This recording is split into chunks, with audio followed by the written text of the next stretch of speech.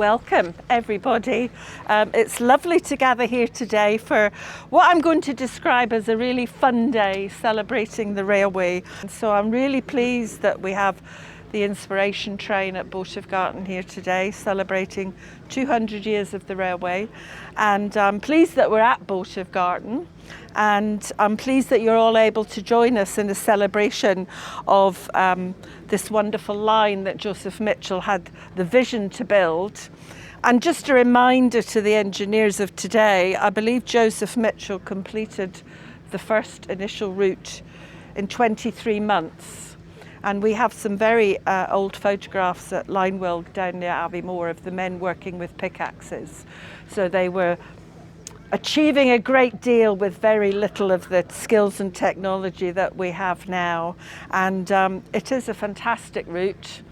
And John is our honorary president, and he's going to say a few words before we unveil the red wheel. Oh, say a few more words, yes.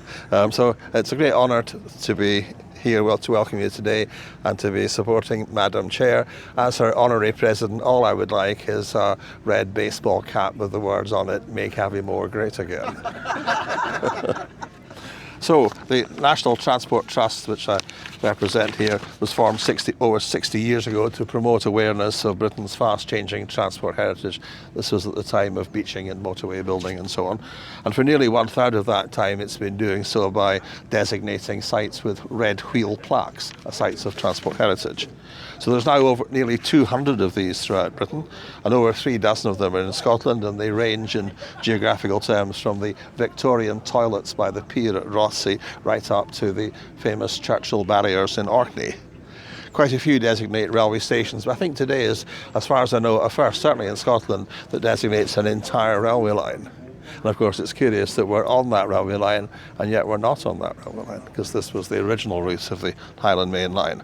So it was completed in 1863 to link Inverness with Perth, and it passed through Boat of Garten until the Carbridge route opened, I think in 1898, wasn't it?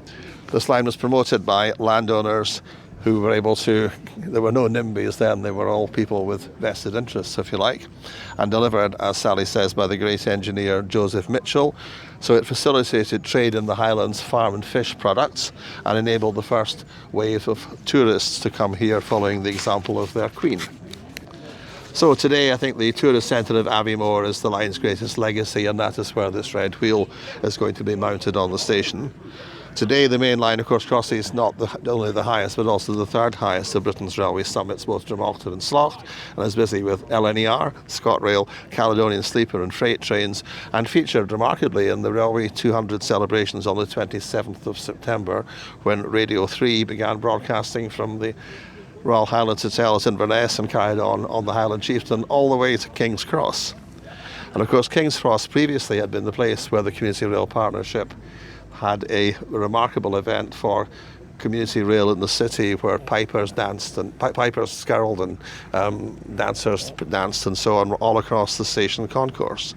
So it seems only appropriate today that here in the presence of the inspiration train we should mark the designation of the entire Highland Main Line as Britain's latest site of transport heritage. Shall we do the honours? We shall, John. There. Thank you. It is rather splendid.